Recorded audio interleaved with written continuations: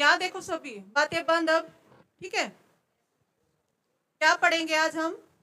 भारत के संविधान की ऐतिहासिक पृष्ठभूमि। ठीक है,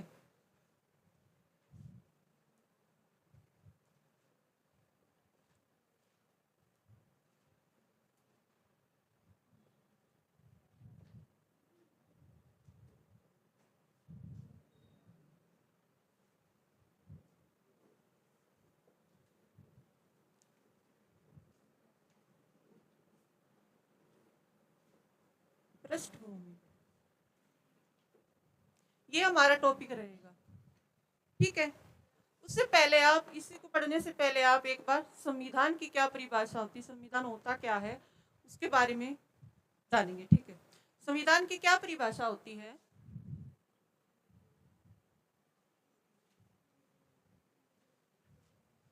क्या होता है संविधान?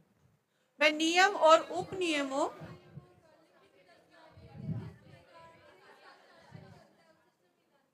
नियमों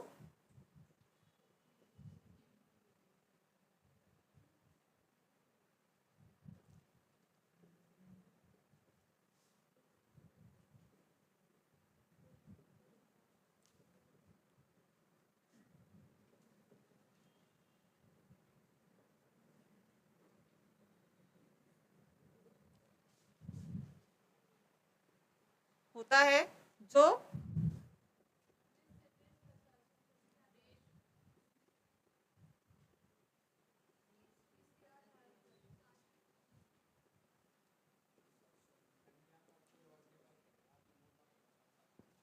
ठीक है, देश के शासन का संचालन करता है।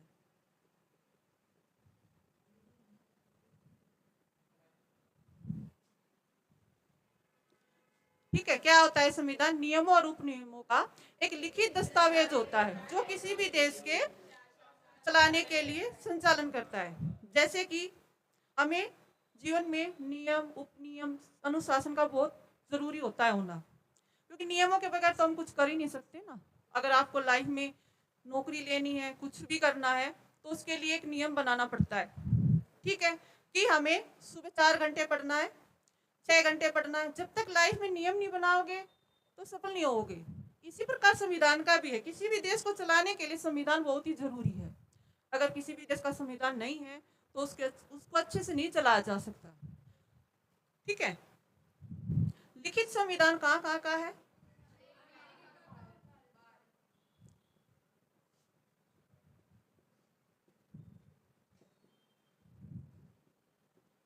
कहाँ का है?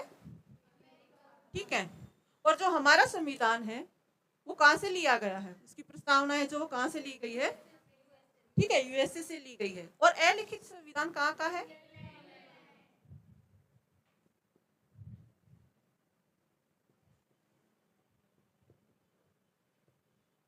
अलिखित संविधान, ठीक है, कहाँ का है? इंग्लैंड का है।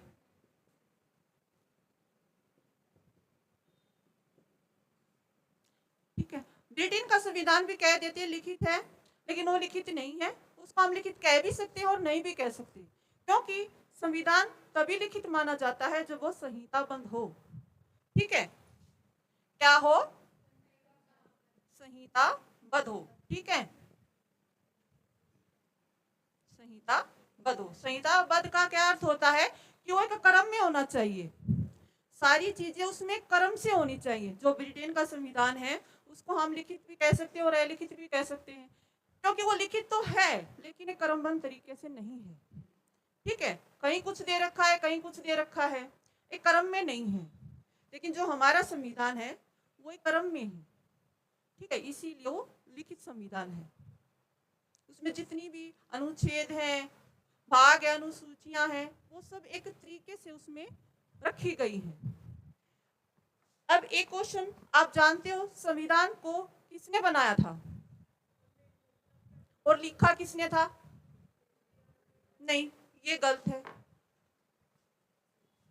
ये गलत है। संविधान देखो,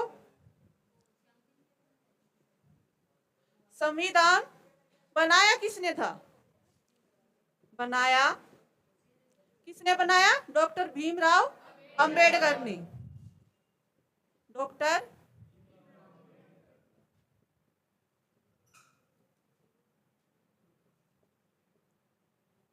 ठीक है, लेकिन लिखा किसने था? किसने उसकी लिखावट की थी? संविधान की लिखावट किसने की थी? रायजादा।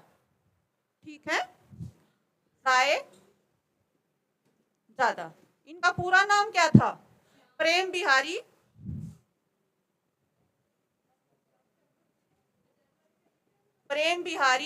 नारायण रायजादा। ठीक है, यही क्वेश्चन आपके पेपर में आता है और आप गलत करते हो। आप भीमराव अंबेडकर को देखते हो और टिक मार देते हो। वो इनको बनाने वाले थे संविधान को, उन्होंने लिखा नहीं था। लिखा किसने था? प्रेम बिहारी नारायण रायजादा, इन्होंने लिखा था। ठीक है, और इसको लिखते हुए 432 जो निब थी वो घिस गई थी। इसको लिखते टाइम 432 निब समझते हो? पहले जो पेन होते थे उसमें इंक डालते थे। ठीक है, वो एक 432 निब है जो घिस गई थी इसको लिखते लिखते। और कितना टाइम लगा था? ठीक है, 2 साल 11 महीने और 18 दिन में हमारा संविधान बनके तैयार हुआ था। और इसको अंगीकृत कब किया गया था?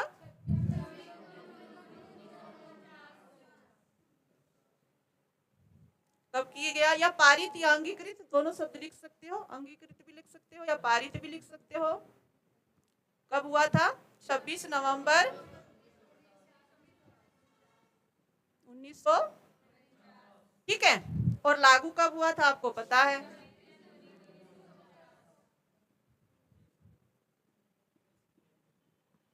अच्छा, इसी ऊपर रखना।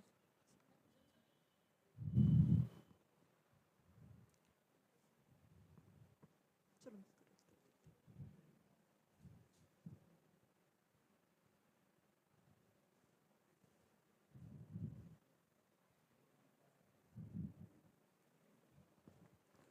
कब लागू हुआ था?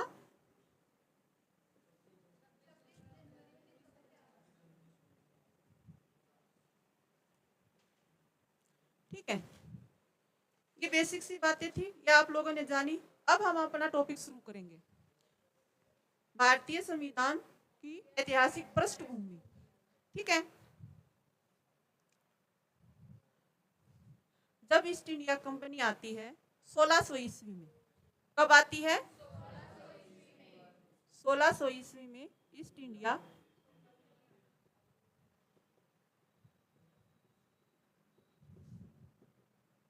की स्थापना। ठीक है, जब वो आती है यहाँ पर क्या करने आती है? व्यापार करने के लिए आती है। ठीक है, और कितने लोग आते हैं? 100 लोग यहाँ पर व्यापार करने के लिए आते हैं। जो अंग्रेज अधिकारी होता है, जो पहला अंग्रेज अधिकारी होता है जो व्यापार की स्वीकृति लेने के लिए आता है, वो कौन था? हॉकिंस था।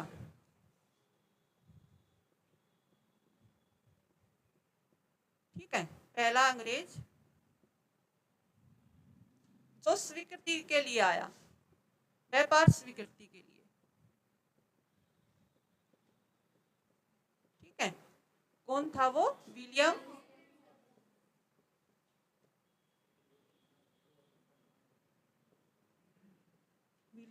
हॉकिंस था। ठीक है, और उस टाइम पे भारत का सम्राट कौन था?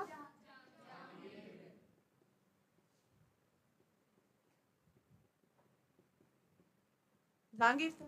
ठीक है, तो कंपनी को कितने वर्षों के लिए काम कर? ठीक है, कितने वर्षों के लिए? 15 वर्षों। 15 वर्षों के लिए व्यापार अधिकार उनको मिला। और किसने दिया? किसने दिया? महारानी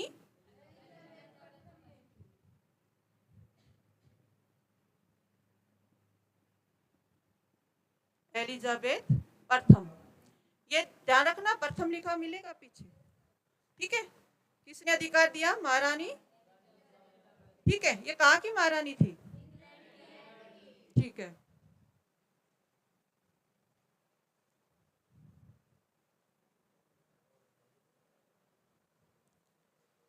हम अपने भारत के संविधान के ऐतिहासिक पृष्ठभूमि को दो भागों में पढ़ते हैं, दो भागों में पढ़ते हैं। ठीक है, कौन कौन से भाग हैं वो दो? ठीक है, एक तो ये वाला होता है 58 वाला होता है। इसमें क्या होता है कि कंपनी जो ब्रिटिश राज है नियम बनाता है। इसमें क्या करता है? नियम बनाता है। किसके लिए? ईस्ट इंडिया कंपनी पर नियंत्रण के लिए।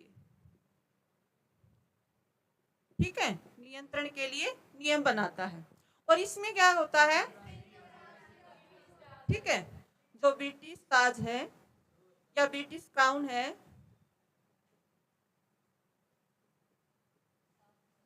ठीक है, उसका सीधा बाट पर अधिकार हो जाता है। ठीक है, ऐसे लिख लो सीधा भारत पर शासन। ठीक है, इसमें ये होता है और इसमें ये होता है। इसमें कौन कौन से एक्ट होते हैं वो हम अब आगे पढ़ेंगे।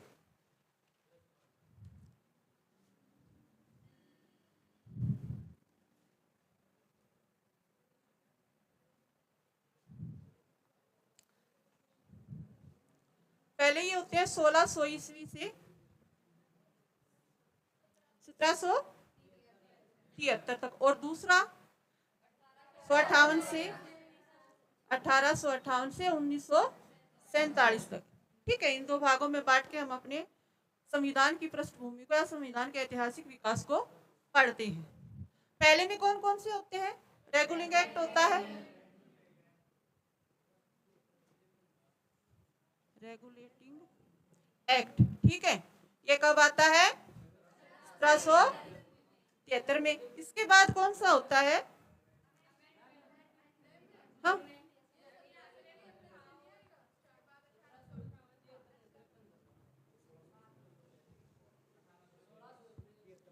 अच्छा अच्छा, हाँ वो वहां पे खत्म हुआ ना। ठीक है, नहीं वो भी आप लिख सकते हो, क्योंकि यहाँ से शुरू होता है ना जो हमारा संविधान की जो ऐतिहासिक पृष्ठभूमि है 1600 से शुरू हो जाती है, जब कंपनी भारत में आती है। आप वो भी लिख सकते हो, 1773 से भी लिख सकते हो, मैं ये नहीं कह रही, लेकिन जब कंपनी आती है शुरुआत तो तभी हो जाती है ना। और फिर कहाँ तक चलती है? यहाँ तक चलती है। इसके बीच में जो है क्रांति होती है। कौन सी? 1857 की क्रांति होती है। फिर उसके बाद ये वाला दूसरा पार्ट हमारा शुरू होता है। उसमें क्या होता है? जब ब्रिटिश सरकार का सीधा हम पर शासन होता है, और ये पूरा टाइम होता है इसका, यहाँ से यहाँ तक का, जब कंपनी का राज होता है। 1600 में कंपनी आ जाती है, वही काम करती है, सारे नियम वही बनाती है, वही व्यापार जो भी करती है कंपनी करती है। और वो कब तक चलता है? 1858। इसके बीच में जो नियम आते हैं ना वो ये सारे हैं। 1773 ये आता है सबसे पहले, रेगुलिंग एक्ट जो था ये सबसे पहले आता है। और दूसरा क्या है? ठीक है, एक्ट लिख लो या अधिनियम लिख लो। ठीक है, ठीक है। और तीसरा क्या था इसमें? ईस्ट इंडिया अधिनियम लिख लो या एक्ट ही लिख लो। अब 1784, इसका दूसरा नाम क्या बताया था? Act of settlement. ठीक है, इसका दूसरा नाम ये भी था। इसके बाद चार्टर अधिनियम कब आता है? ठीक है, इसके बाद फिर ये चार्टर अधिनियम यही चलते हैं। ठीक है, ये आप लिख लेना।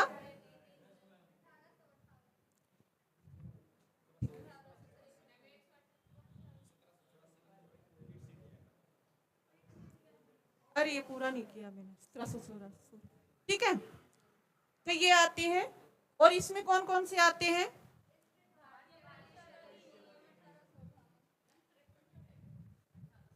और वो ऊपर लिखूंगी बेटा, फिर वो लाइन से नीचे चला जाएगा, ठीक है। भारत सरकार अधिनियम, भारत परिषद अधिनियम, अब इन नामों में कंफ्यूजन मत करना। भारत सरकार अधिनियम भी हो सकता है, भारत परिषद अधिनियम भी आप लिख सकते हो। अधिनियम ये कब था? इसके बाद यही चलते हैं, ठीक है, यही है, आप लिख लेना 1861 और 1892, ठीक है। और फिर 1909, और फिर कौन सा आता है?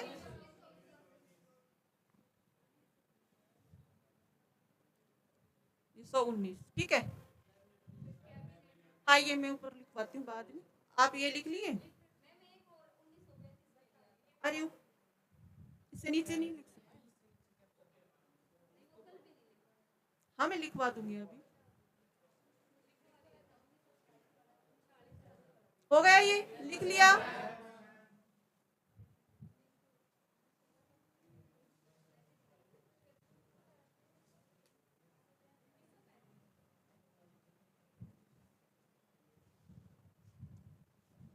यहाँ पे सातवां कौन सा था? 1935 वाला, ठीक है। चार्टर एक्ट 1853, और यहाँ पे कैबिनेट,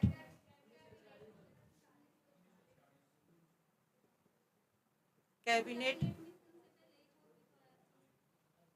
का 1935 वाला ना, वो भी लिख लेना, मैं लिखवाई देती, ठीक है। कौन सा होता था? भारतीय सरकार अधिनियम लिख लो, परिषद लिख लो, ठीक है। सरकार अधिनियम एक्ट ही लिख देती हूँ, छोटा रहेगा। 1935 या 33 रह गया था? वो 35 था, ठीक है ना, ये जरूरी है। वो जो बीच में आप कह रहे हो ना 33, वो इतनी नहीं, मैं कह रही हूँ एक 33 भी है, लेकिन इतना जरूरी नहीं है। अच्छा, पूरा हुआ था ये। और एक और कौन आता था? फिर कौन आया इसके बाद? भारतीय स्वतंत्रता आंदोलन 1947।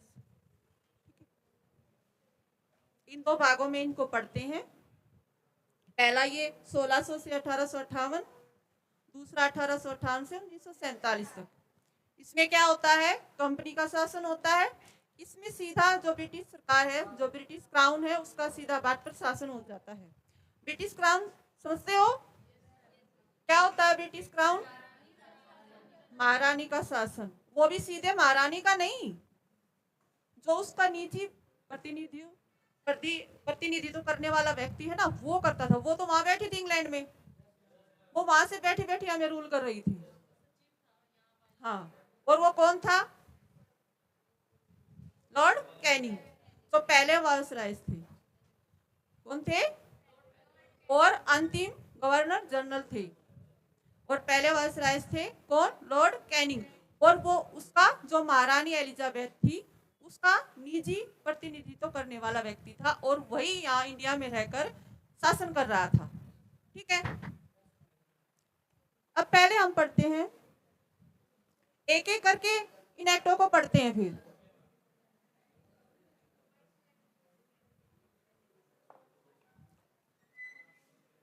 पहला कौन सा पढ़ेंगे?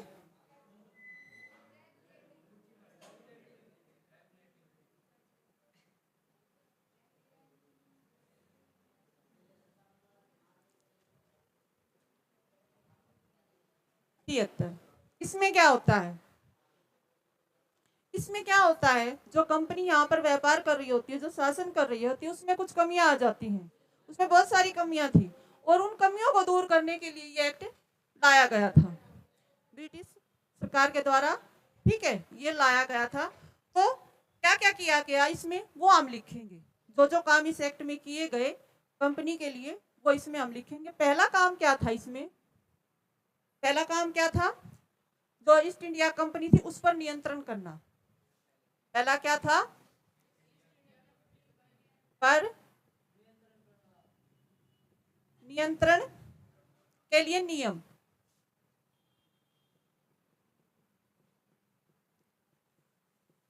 नियम, ठीक है। दूसरा क्या था इसमें? जो कंपनी का प्रशासनिक और राजनीतिक कार्य थे ना, उन कार्यों को मान्यता दे दी गई थी। जो कंपनी के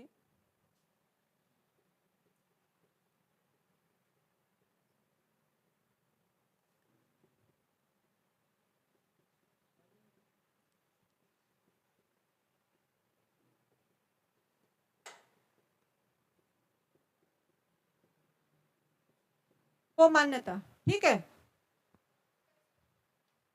एक प्रशासनिक कार्यों को मान्यता दे दी गई थी। तीसरा काम क्या था इसमें? तीसरा क्या था? उच्चतम न्यायालय की स्थापना। जो उच्चतम न्यायालय था, उच्चतम न्यायालय की स्थापना कब हुई थी? 1774 में। 1774 में उच्चतम न्यायालय की स्थापना की जाती है। उसमें 4 सदस्य थे। क्या थे? 1+3 यानी 4 सदस्य थे उसमें। कितने? ये सदस्य थे उसके 4। और उसमें से एक मुख्य न्यायाधीश था और अन्य थे, ठीक है। उसमें से क्या था? एक तो जो था मुख्य न्यायाधीश, एक मुख्य न्यायाधीश था और 3 अन्य न्यायाधीश थे। 3 अन्य न्यायाधीश, ठीक है। अब पहला जो प्रथम मुख्य न्यायाधीश था वो कौन बना? अब यहां पे लिख लो, प्रथम मुख्य न्यायाधीश कौन था? प्रथम मुख्य न्यायाधीश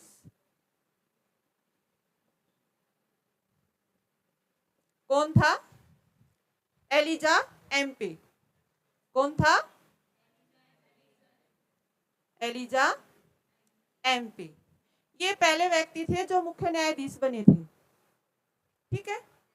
और इसमें चौथा काम कौन सा किया गया? ये 1 था, ये 2 था और ये 3 था और ये 4 लिखो। इसमें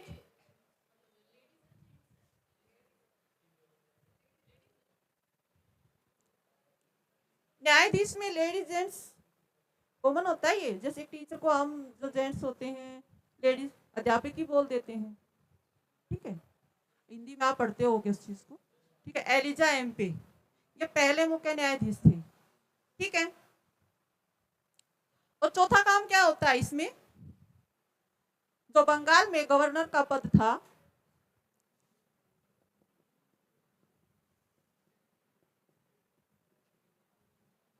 गवर्नर पद बदलकर उसको क्या बना दिया जाता है?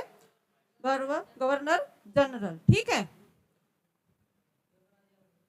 गवर्नर जनरल, ठीक है, बदलकर गवर्नर जनरल उसको बना दिया जाता है, ठीक है। और पहले गवर्नर जनरल कौन थे? पहले गवर्नर जनरल कौन थे? वो वायसराय से बेटा, मैंने पहले ही बताया आपको। वो पूरे भारत के थे। जो माउंट बेंटिंग थे वो पूरे भारत के थे। मैं सिर्फ बंगाल का पूछ रही हूँ। हाँ, Warren Warren Hastings, Warren Hastings थे, ठीक है। अगर आपसे पूछे कि बंगाल के गवर्नर जनरल जो पहले बने थे वो कौन थे? वो थे वॉरेन हेस्टिंग्स थे। अगर आपसे पूछ ले कि भारत के गवर्नर जनरल कौन थे पहले, तो वो कौन थे? लाउड बेंटिंग, जो अभी आपने बताया। हाँ, कैनिंग तो वायसराय थे ना, मैंने पहले ही बताया आपको। जब ब्रिटिश कंपनी का शासन आता है तो पहले वही थे जो हम पर राज कर रहे थे, जिसको रानी ने नियुक्त किया था, लॉर्ड कैनिंग। और जो बेंटिंग थी वो पूरे भारत के गवर्नर जनरल थे, लॉर्ड विलियम बेंटिंग। वो पूरे भारत के थे। वो तो अलग चीज है, आप कहाँ चले गए वहां, वो अलग है। अभी आप यहाँ देखो, जो गवर्नर जनरल थे जो बंगाल के थे, वो थे वॉरेन हेस्टिंग्स थे। अगर आपसे पूछे पूरे भारत के प्रथम, ठीक है, भारत के, अब नीचे चला जाएगा, लिख लो आप, वैसे लिख लो, भारत के प्रथम गवर्नर जनरल कौन थे? Lord William Bentinck. ठीक है,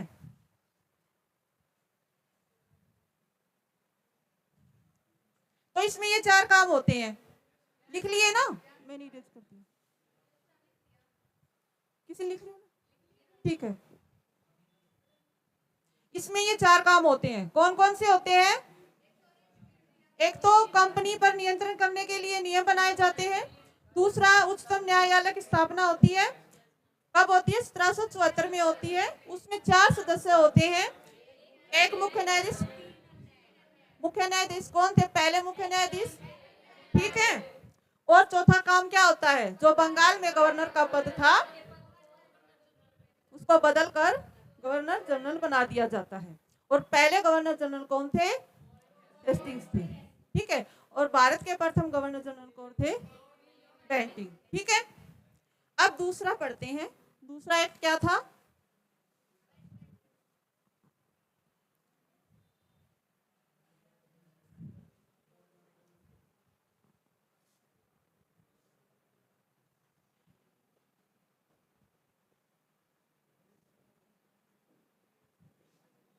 अमेंडमेंट एक्ट, या इसको आप संशोधित अधिनियम भी कह सकते हो।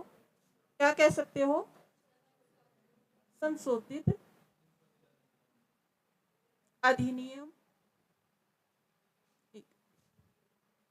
अधिनियम 1781। ठीक है, इसमें क्या होता है? इसमें एक तो जो कंपनी की कमियां थी उसके लिए ही बनाया गया था, दूर करने के लिए। पहला काम इसमें ये होता है, जो कंपनी की कमियां थी उसको दूर करने के लिए, ये भी उसके कमियों को दूर करने के लिए ही बनाया गया था। ठीक है, और इसमें क्या होता है, जो बंदोबस्त कानून है, इसको क्या कहा गया? दूसरा, इसको क्या कहा गया? बंदोबस्त बंदोबस्त कानून भी कहा गया। ठीक है, क्यों कहा गया ये? क्योंकि उस कंपनी को रूल करने के नियम बनाए जा रहे थे ना, उसको बंदोबस्त बना रहे थे, उसको नियम बना रहे थे, उसको कंट्रोल करने के लिए। इसके लिए इसको बंदोबस्त कानून भी कहा गया।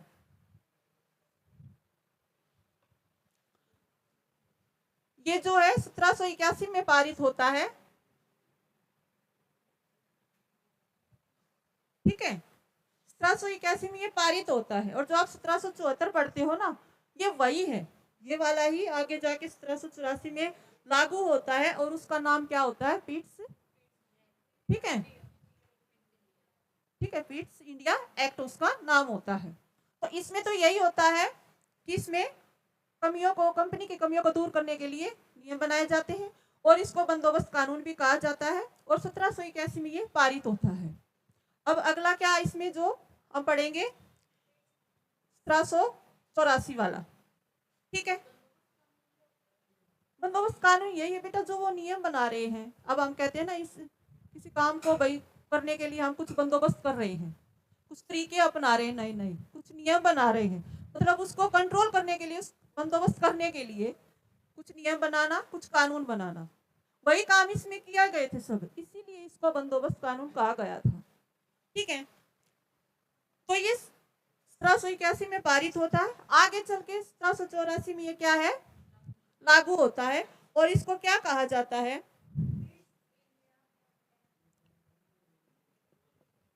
Pitt's India act. ठीक है, और इसका दूसरा नाम क्या था? एक्ट ऑफ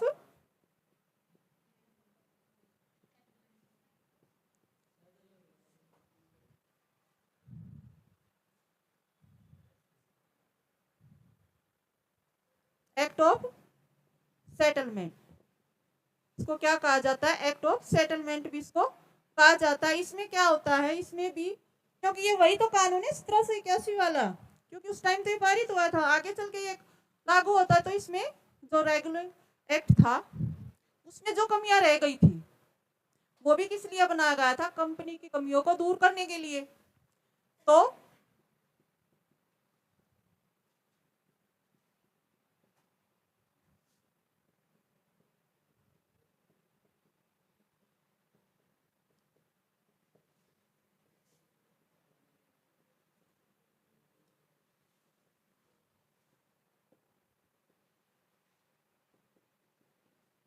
के लिए ये बनाया गया था। इससे पहले कौन सा एक्ट था? रेगुलर एक्ट था। ये भी कंपनी की कमियों को दूर करने के लिए बनाया गया, लेकिन उससे हो नहीं पाया। तो उसके बाद ये आता है फिर जो संशोधित अधिनियम। संशोधित का मतलब क्या होता है? यानी जो ये बनाया गया था इसमें संशोधन किया गया, कुछ बदलाव किए गए आगे चल के 1781 में। ठीक है, 1781 का एक्ट पारित होता है, आगे चल के 1784 में लागू होता है। और उसमें जो रेगुलेटिंग एक्ट था उसमें जो कमियां रह गई थी उसको दूर करने के लिए इसको बनाया जाता है। ठीक है, और इसको पिट्स इंडिया एक्ट भी कहते हैं और इसको एक्ट ऑफ सेटलमेंट भी कहते हैं। ठीक है, और इसमें क्या होता है?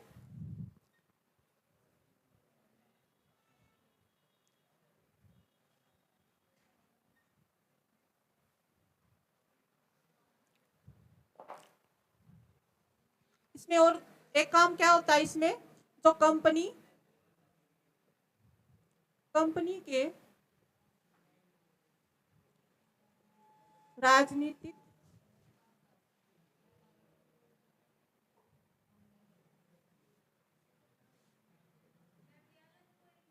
हाँ ये उसी का है, लेकिन दूसरा पॉइंट है, कैसे नंबर डाल लेना।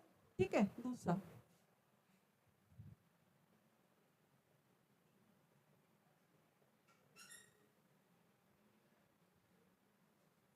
इसमें क्या किया जाता है? कंपनी के जो राजनीतिक और व्यापारिक कार्य थे उनको अलग कर दिया जाता है। पहले वो एक थे लेकिन फिर उनको अलग कर दिया जाता है। और क्या करते हैं फिर? जो इसमें है इसके जो मामलों का जो प्रबंधन है वो कौन करता था?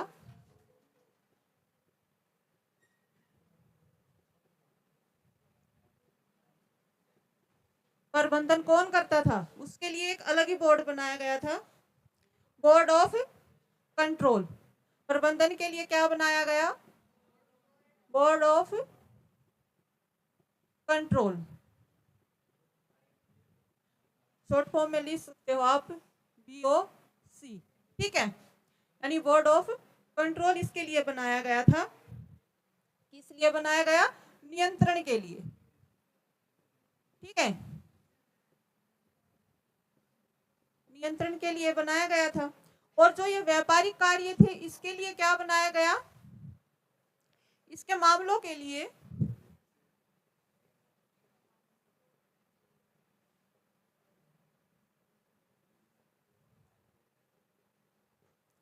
Board of directors. ठीक है, ये बनाया गया, यानी BOD। ठीक है,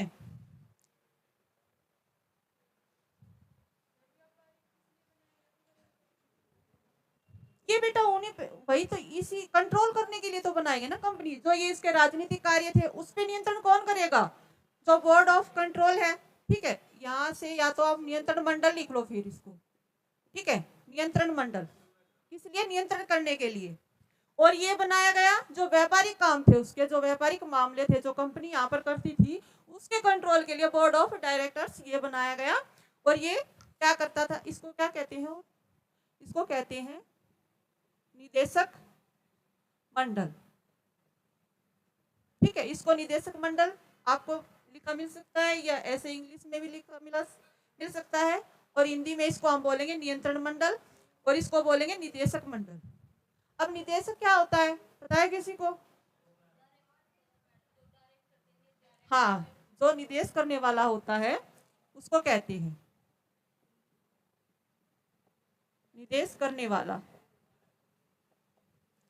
ठीक है, तो ये दो बोर्ड बनाए गए थे या दो मंडल बनाए गए थे, किसके लिए बनाए गए? उनकी राजनीतिक और व्यापारिक। पहले ये दोनों चीजें एक ही थी, एक ही मंडल उसको कंट्रोल कर लेता था, लेकिन फिर इनको अलग अलग कर दिया और उसके लिए नियंत्रण के लिए मंडल भी अलग अलग कर दिए। ये इसको कंट्रोल करेगा और ये इसको कंट्रोल करेगा। ठीक है,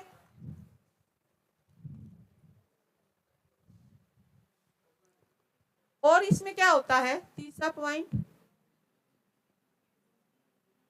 द्वैध शासन। द्वैध शासन लागू होता है इसमें। ठीक है, द्वैध शासन लागू होता है। द्वैध शासन का अर्थ पता है? ठीक है, दोहरा शासन। लिख लो, ब्रैकेट में लिखना हो तो, दोहरा शासन। यानी क्या होता है कि व्यापार तो हम एक ही जगह कर रहे हैं, लेकिन उस पर नियंत्रण दो दो राजाओं का है। ठीक है, ये होती है दोहरी शासन प्रणाली, कि भाई कोई काम तो एक ही है, लेकिन उस पर नियंत्रण दो जगह से हो रहा है, दो शासक उस पर नियंत्रण कर रहे हैं। ठीक है, इसको कहते हैं द्वैध शासन। ये इस टाइम पे लागू हो गया था। अगर आपसे पूछे कि द्वैध शासन कब लागू हुआ था, तो कब हुआ था? 1784 के एक्ट में, अधिनियम में ये लागू हो गया था।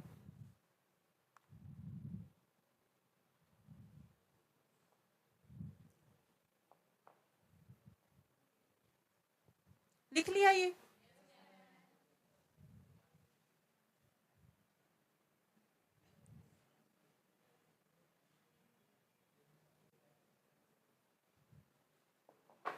अगला कौन सा एक्ट है हमारा? 1813 का चार्टर एक्ट।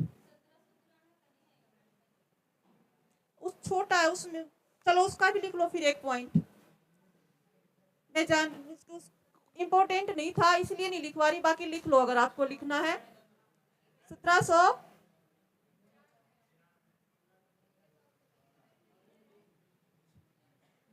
Charter act. ठीक है, इसमें ज्यादा कुछ नहीं होता है। इसमें जो कंपनी का जो उसको व्यापार करने के लिए 15 वर्ष का समय मिला था ना, उसको बढ़ा दिया जाता है, उसको 20 वर्षों के लिए कर दिया जाता है। हाँ, लिख लो। इसमें क्या होता है, भारत पर कंपनी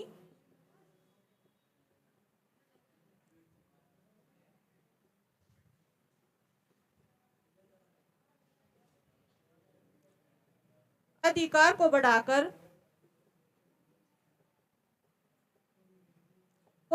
15 वर्ष से 20 वर्ष कर दिया जाता है। क्या यही लिख लो, 20 वर्ष कर दिया जाता है, बढ़ाकर 20 वर्ष।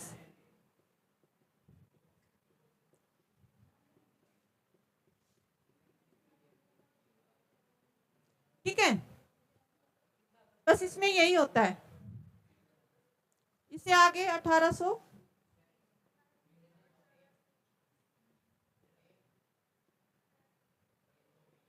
Charter act.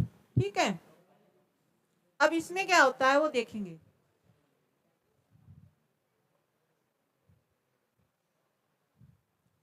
लिख लिया ये? इसमें क्या होता है, कंपनी क्या हुआ, ज्यादा हो गया? कंपनी का व्यापारिक जो अधिकार है वो समाप्त कर दिया जाता है। कंपनी का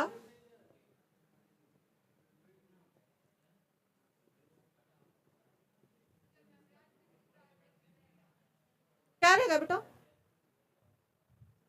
कौन बोला?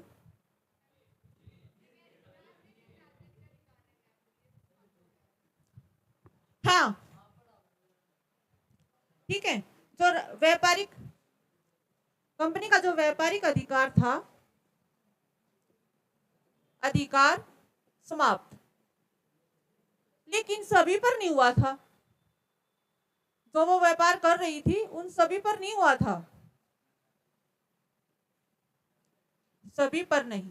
यहाँ ब्रैकेट में लिख लेना ताकि आपको समझ में आ जाए कि कंपनी का व्यापारिक अधिकार समाप्त हो गया था, लेकिन सभी पर नहीं हुआ था।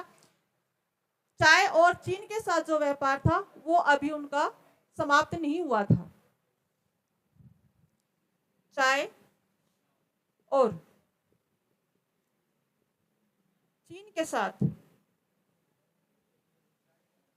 व्यापार, ठीक है। चाय का जो व्यापार था और जो चीन के साथ जो अंग्रेज व्यापार कर रहे थे, क्योंकि चीन के साथ जो व्यापार था वो उनको बहुत ज्यादा मुनाफा करवाता था, ठीक है ना। तो ये जो दो चाय और चीन का व्यापार था ये समाप्त नहीं हुआ था, बाकी व्यापार समाप्त हो गए थे, ठीक है।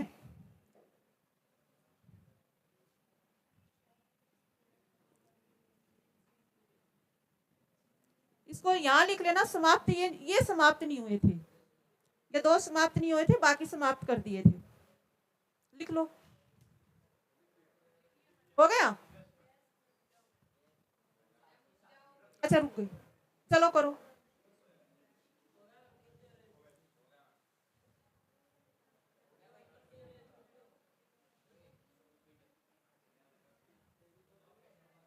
हो गया, ठीक है। और इसमें क्या होता है,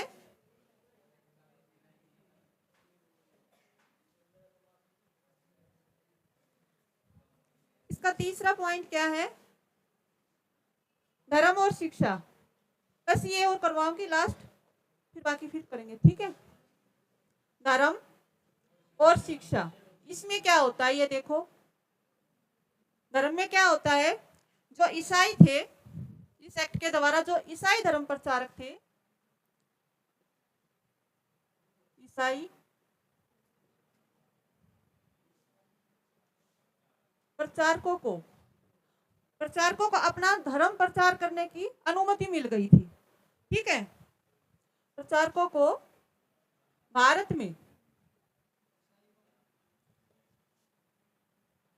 धर्म प्रचार की अनुमति,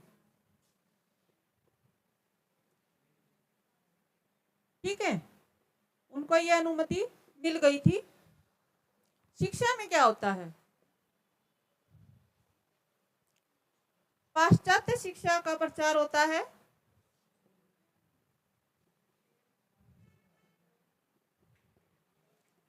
शिक्षा का प्रचार, ठीक है। और इसमें क्या होता है, वर्ष में 1 लाख रुपए वर्ष में खर्च करने के लिए इसमें प्रावधान किया जाता है, लेकिन वो हो नहीं पाता है। बाकी लिख लो आप अगर लिखना चाहो तो, 1 लाख रुपए खर्च करने का प्रावधान इसमें होता है शिक्षा पर, लेकिन वो ऐसा कुछ नहीं करते हैं, क्योंकि वो तो शुरू से ही मूर्ख बना रहे थे ना, ठीक है। लिख लो या लिखू, 1 लाख रुपए वर्ष में खर्च करने का प्रावधान था इसमें शिक्षा के लिए, लेकिन वो पूरा नहीं किया उन्होंने कभी भी।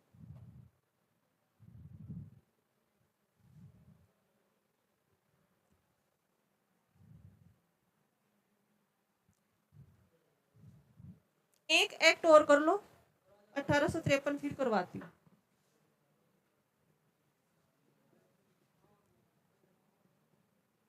चार्टर एक्ट, ठीक है।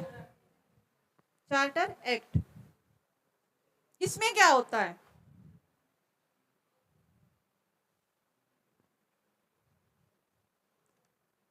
इसमें क्या होता है, इसमें जो चाय और जो चीन का व्यापार था ना, जो पिछले वाले एक्ट में समाप्त नहीं हुआ था, बाकी हो गए थे, लेकिन वो इसमें समाप्त हो जाता है। हाँ, चीन और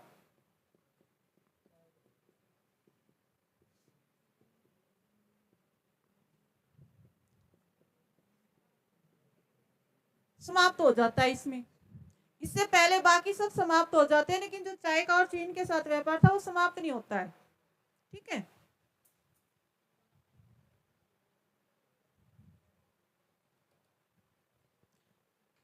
और इसमें क्या होता है, जो गवर्नर जनरल का पद था उसको भी बदला जाता है, ठीक है। पहले जो जो बंगाल का जो गवर्नर जनरल था, अब उसकी जगह जो भारत का गवर्नर जनरल, जो पहला प्रथम गवर्नर जनरल जो बन के आता है वो कौन होता है, इसमें आता है लॉर्ड विलियम बेंटिंग, वो इसी में बनता है, इसी एक्ट में बनता है। इससे पहले जो गवर्नर जनरल था वो कौन था, लॉर्ड हेस्टिंग्स था। इसके बाद जब 1833 का चार्ट एक्ट आता है तो इसमें कौन होता है भारत का प्रथम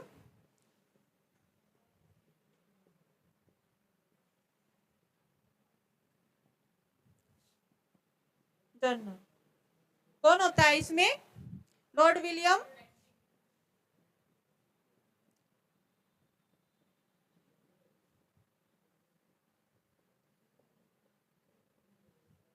बेंटिंग। ठीक है, इससे पहले जो बंगाल, वो सिर्फ बंगाल का था, मतलब पद तो चेंज कर दिया था, गवर्नर से गवर्नर जनरल हो गया था, लेकिन वो सिर्फ बंगाल का था। उसके बाद ये पूरे भारत का गवर्नर जनरल बन के आता है। कौन? Lord William Bentinck. आपसे पूछ ले कि प्रथम कौन था, तो ये था गवर्नर जनरल। प्रथम वायसराय कौन था? लॉर्ड कैनिंग था। और अंतिम गवर्नर जनरल कौन था? लॉर्ड कैनिंग था। ठीक है, ये क्वेश्चन है ना, बहुत कंफ्यूज करते हैं। हाँ, मैं इनको अलग से लिखवाऊंगी, गवर्नर जनरल कौन कौन थे, वायसराय कौन कौन थे, सबकी अलग से एक लिस्ट बनवा दूंगी आपकी। और इसमें क्या काम होता है, ये गवर्नर जनरल तो बन जाता है, लेकिन जो इसका विधायिका विधायिका जो थी, विधायिका असीमित अधिकार थे। क्या होता है इसका, ये बन जाता है, लेकिन विधायिका असीमित अधिकार। इसका क्या मतलब हुआ कि ये गवर्नर जनरल तो बन गया, लेकिन जो इसके अधिकार थे, विधायिका क्या होती है? कानून बनाना। ठीक है, जो इसके अधिकार थे कानून बनाने के, वो असीमित थे, इसको बहुत ज्यादा अधिकार दिए गए थे, यानी ये कोई भी कानून बना सकता था। ठीक है, सीमित नहीं थे, असीमित थे। ऐसे भी क्वेश्चन बन सकता है कि उसके अधिकार सीमित थे या असीमित थे? असीमित थे। ठीक है, यानी वो कोई भी कानून बना सकता था, उसको इतनी आजादी थी, इतने अधिकार थे उसको। और एक इसमें क्या होता है, एक पॉइंट और लिख लो इसमें, और क्या होता है, इसमें शक्तियों का केंद्रीयकरण होता है। शक्तियों का केंद्रीयकरण का केंद्रीयकरण। शक्तियों को केंद्रीयकरण से क्या मतलब है कि सारी शक्तियों को एक ही जगह इकट्ठा किया जा रहा था, किसी को दी नहीं जा रही थी। जैसे ब्रिटिश शासन आता है, उसके बाद जो शक्तियों का विकेंद्रीकरण होता है, उसमें भारतीयों को भी शामिल किया जाता है। उसको भी कुछ पद दिए जाते हैं, सलाहकार के रूप में भारतीयों के भी कुछ पद दिए जाते हैं परिषद में। लेकिन इससे पहले क्या था, शक्तियों का केंद्रीयकरण था। सारी कंपनी, सारी शक्तियां कंपनी अपने पास रख रही थी, किसी को नहीं दे रही थी। ठीक है, तो ये यहाँ पे याद रखना कि जो ये एक्ट था, यहाँ पर क्या था, शक्तियों का केंद्रीयकरण हुआ था। ठीक है, हो गया।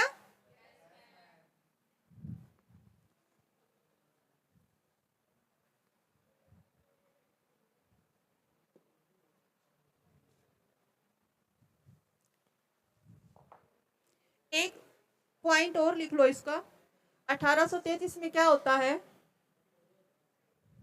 जो सिविल सेवकों के चयन के लिए, सिविल सिविल सेवा समझते हो, जो यूपीएससी वगैरह आप देते हो, वो सब सिविल जो आईएएस होते हैं वो इसमें रहते हैं। ठीक है, सिविल सेवकों के चयन के लिए खुली प्रतियोगिताओं का आयोजन किया गया। इसमें क्या किया गया, सिविल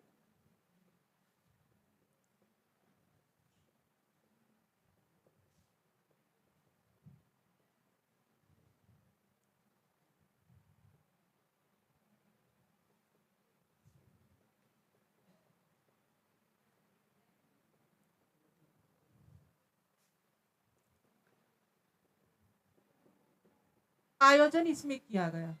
ठीक है, लेकिन जो बोर्ड ऑफ डायरेक्टर था, मैंने पीछे बताया था कौन था ना, लेकिन बोर्ड ऑफ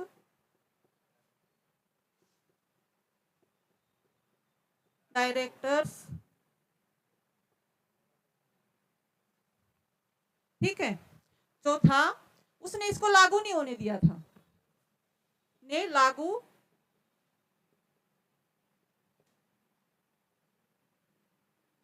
नहीं होने दिया। ये आयोजन तो किया गया इस प्रतियोगिता के लिए, लेकिन उसको लागू नहीं होने दिया था। ठीक है, और जो सिविल सेवा थी, उसके जनक किसको माना जाता है, सिविल सेवा के जनक किसको माना जाता है, जनक कौन थे जनक? लॉर्ड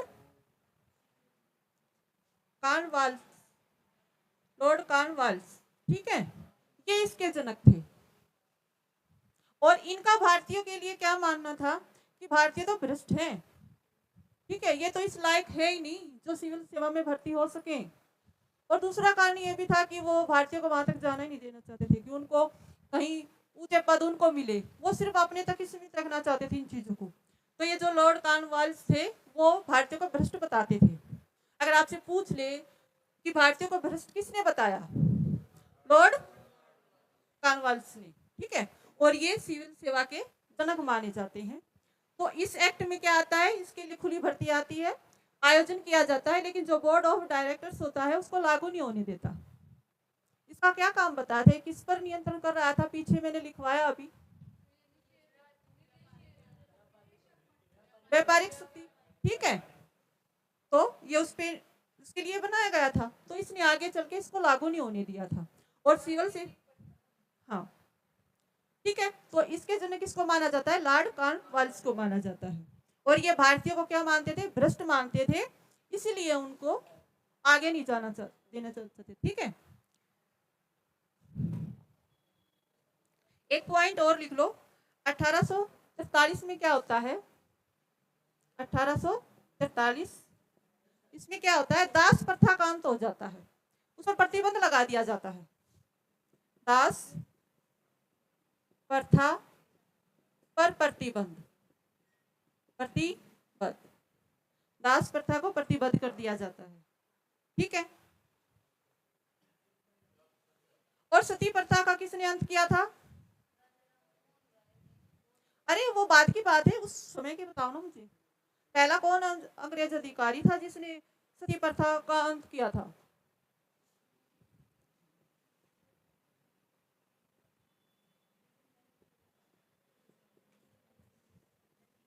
वो तो इंडियन थे ना, मैं अंग्रेज, विलियम बेंटिंग ने, ठीक है, विलियम